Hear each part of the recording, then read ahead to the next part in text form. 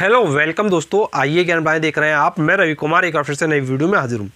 दोस्तों आज के इस वीडियो में हम बात करने वाले हैं, यदि आप आईएएस की कोचिंग करना चाहते हैं और आपके मन में प्रश्न है कि मैं कानपुर में ज्वाइन करूं या मैं इलाहाबाद में ज्वाइन करूं, इन दोनों में से क्या मेरे लिए बेटर होगा, तो दोस्तों इस वीडियो को आप पूरा देखते रहिए। मैं आपको सारी बातें समझाऊंगा जिससे आप समझ पाएंगे कहाँ पर कोचिंग करना आपके लिए ज़्यादा सही होगा। दोस्तों अगर मैं आपसे बात करूँ कानपुर की, तो दोस्तों कानपुर में आपको पता है कि कानपुर में कोचिंग्स हैं और दोस्तों काफ़ी कोचिंग है जो अच्छा परफॉर्म कर रही हैं और दोस्तों काफ़ी कोचिंग ऐसी भी हैं जो अच्छा परफॉर्म नहीं कर पा रही हैं, उनका जो रिजल्ट है वो काफ़ी अच्छा नहीं आ रहा है। और दोस्तों अगर आपसे हम इलाहाबाद की बात करें तो दोस्तों इलाहाबाद में जो रिजल्ट है वो एज कम्पेयर टू कानपुर काफ़ी अच्छा आता है। और दोस्तों इलाहाबाद में काफ़ी फैकल्टीज़ ऐसी आपको मिल जाएंगी, जो पढ़ाने वाले टीचर्स होंगे वो काफ़ी ऐसे मिल जाएंगे जो दिल्ली में भी पढ़ा रहे होंगे और जो इलाहाबाद में भी पढ़ा रहे होंगे। दोस्तों कभी कभी आपके मन में ये भी बात आ सकती है कि दिल्ली का टीचर इलाहाबाद में कैसे पढ़ाएगा, दिल्ली में भी पढ़ाएगा इलाहाबाद में भी पढ़ाएगा, ऐसा कैसे हो सकता है। तो दोस्तों ऐसा हो सकता है, मैं बताता हूँ कैसे हो सकता है। दोस्तों इंस्टीट्यूट जो होते हैं, इंस्टीट्यूट में देखिए क्या होता है। जैसे मान लीजिए आपने मिस्टर ABC इंस्टीट्यूट ज्वाइन किया। अब मान लिया आपने मिस्टर ABC इंस्टीट्यूट ज्वाइन किया। अब दोस्तों उस ABC इंस्टीट्यूट को आपने ज्वाइन कर लिया। अब दोस्तों मान लीजिए आपको पढ़ाया जा रहा है ज्योग्राफी। अब दोस्तों उस ज्योग्राफी को जो आपको पढ़ाया जा रहा है वो आपको अभी पढ़ा दिया गया। मान लीजिए आपको पढ़ाया गया नवंबर दिसंबर में। अब दोस्तों आपको नवंबर दिसंबर में पढ़ा दिया गया। अब दोस्तों वो टीचर इलाहाबाद में पढ़ा चुका है। अब दोस्तों वही टीचर क्या करेगा, जब आपका नवंबर दिसंबर हो जाएगा तो फिर जनवरी फरवरी में वो आपका दिल्ली में चला जाएगा, तो वहाँ पे पढ़ाने लगेगा। तो दोस्तों इस तरीके से वो अपने बैच को बना लेते हैं और एक महीने मान लीजिए यहाँ पढ़ा दिया, दूसरे महीने वहाँ पढ़ा दिया, या मान लीजिए 2 महीने यहाँ पढ़ा दिए, 2 महीने वहाँ पढ़ा दिए, या मान लीजिए 15 दिन यहाँ पढ़ा दिया, 15 दिन यहाँ पढ़ा दिया। तो मतलब इस तरीके से इलाहाबाद में काफ़ी टीचर ऐसे हैं जो पढ़ाया करते हैं। तो दोस्तों काफ़ी फैकल्टीज ऐसी मिल जाएंगी जो इलाहाबाद में इस तरीके से काम कर रही हैं। लेकिन दोस्तों अगर कानपुर की बात करें तो दोस्तों कानपुर में ऐसी फैकल्टी मुझे नहीं लगता मिलेगी आपको, जो दिल्ली में भी पढ़ा रही हो और जो कानपुर में पढ़ा रही हो। ऐसा बहुत ही रेयर केस में शायद आपको मिले, मुझे तो नहीं मिला ऐसा कभी देखने को। तो ये तो चीज़ आप समझ गए। तो मतलब एक तरीके से जो दिल्ली का एटमॉस्फेयर है वही आपको इलाहाबाद में मिल सकता है। अब दोस्तों आपको ये चीज़ तो समझ में आ गई, लेकिन दोस्तों कुछ चीज़ें आप ज़रूर समझिए जो आपको जानना बहुत ज़्यादा ज़रूरी है। दोस्तों सबसे बड़ी बात यह, जैसे मान लीजिए आपने कानपुर का वेस्ट इंस्टीट्यूट ज्वाइन किया और आपने इलाहाबाद का वेस्ट इंस्टीट्यूट ज्वाइन किया, तो दोस्तों उनकी पढ़ाई में आपको डिफरेंस दिखाई देगा। इलाहाबाद काफ़ी अच्छा दिखाई देगा और कानपुर थोड़ा आपको वीक दिखाई देगा।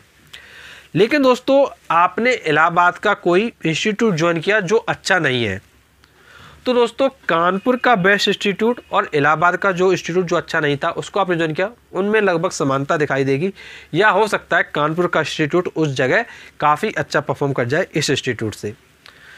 तो दोस्तों ओवरऑल बात यह है, अगर आप इलाहाबाद जाने की सोच रहे हैं या आप कानपुर जाने की सोच रहे हैं, तो जब भी आप इंस्टीट्यूट ज्वाइन करें तो सबसे पहले पता करिए कौन कौन से इंस्टीट्यूट हैं जो इलाहाबाद में अच्छे हैं, कौन कौन से इंस्टीट्यूट हैं जो कानपुर में अच्छे हैं। अब दोस्तों इनको जो लिस्ट है उसको बना के उसमें फिर आप देखिए, वहाँ अगर आपको डेमो मिल सके फ्री में तो वहाँ आप डेमो लीजिए। और दोस्तों वहाँ पे जो रिसेप्शन वगैरह है वहाँ पे इंक्वायरी कीजिए, पता करिए क्या क्या फैसिलिटी आपको दी जाएगी। दोस्तों जब आप ये सारी चीज़ें पता करते हैं तो फिर दोस्तों आप खुद डिसाइड कर पाएंगे कि कौन सा इंस्टीट्यूट आपके लिए कैसा रहेगा। जब दोस्तों आप इस वीडियो पर आए हैं तो दोस्तों कुछ ऐसी बातें समझ लीजिए जो आपको जानना बहुत ज़्यादा ज़रूरी है यदि आपको आईएएस का एग्ज़ाम निकालना है। दोस्तों इंस्टीट्यूट तो काफ़ी स्टूडेंट ज्वाइन करते हैं जैसा आपको पता है, लेकिन दोस्तों आपको ये भी पता है सिलेक्शन कितने बच्चों का होता है।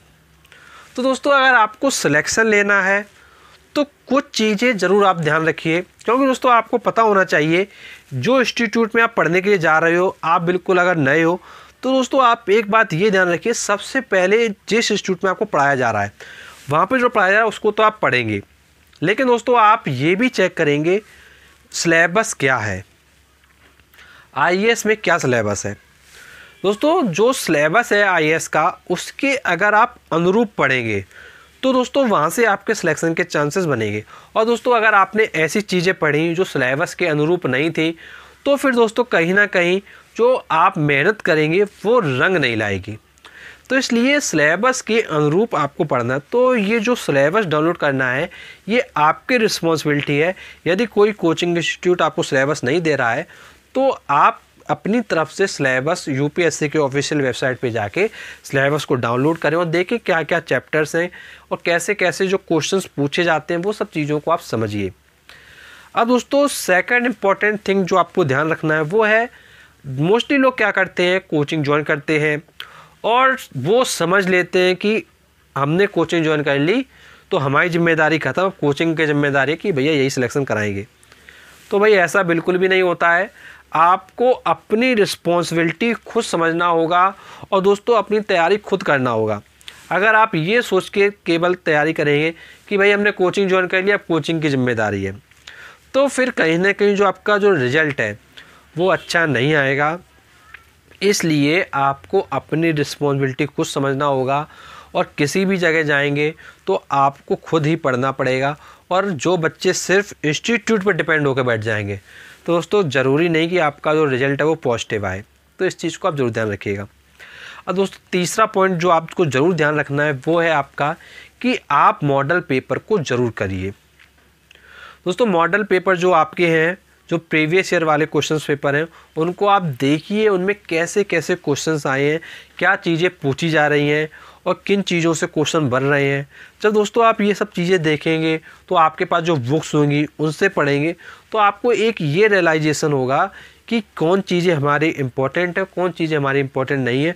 और दोस्तों जो सिलेबस है उसके अनुरूप ही अगर आप चलोगे तो फिर आपके सफलता के चांसेस बहुत ज़्यादा बनेंगे।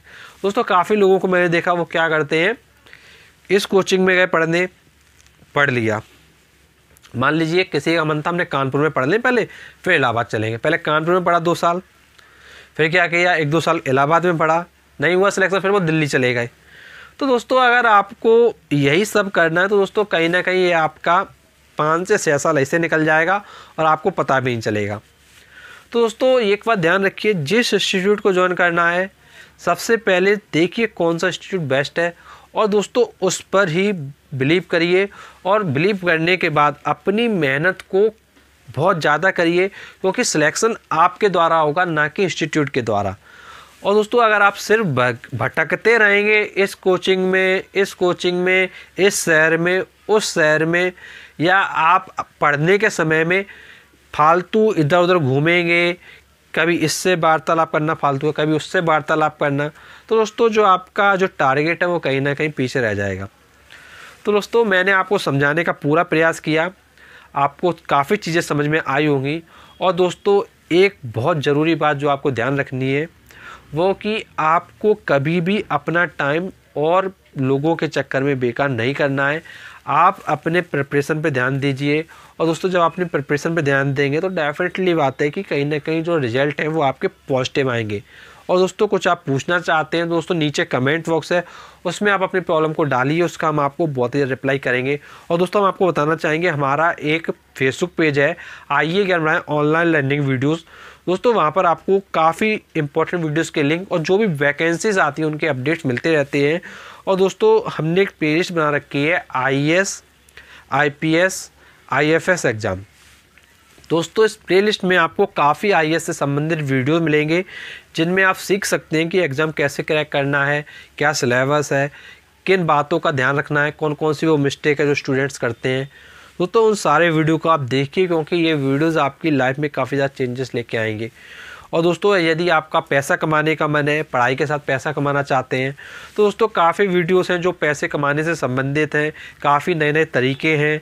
और दोस्तों ऑनलाइन ऑफलाइन तरीके से भी आप पैसे कमा सकते हैं यदि आपको पैसे कमाने का काफ़ी मन है या आपकी पैसे कमाने की बहुत ज़्यादा ज़रूरत है, बहुत ज़्यादा नीड है। दोस्तों इसके लिए आपको विजिट करना होगा हमारे चैनल पे पैसा बोलता है प्लेलिस्ट में और home tuition home tutor playlist में। इन दोनों प्लेलिस्ट में आपको अर्निंग से संबंधित काफ़ी वीडियोस मिलेंगे जो आपके लिए काफ़ी ज़्यादा हेल्प करेंगे। दोस्तों फिर भी कोई प्रॉब्लम है तो आप कमेंट बॉक्स में ज़रूर पूछिए, हम उसका आपको बहुत रिप्लाई करेंगे। मिलेंगे दोस्तों हम आपसे नेक्स्ट वीडियो में, तब तक के लिए शुक्रिया।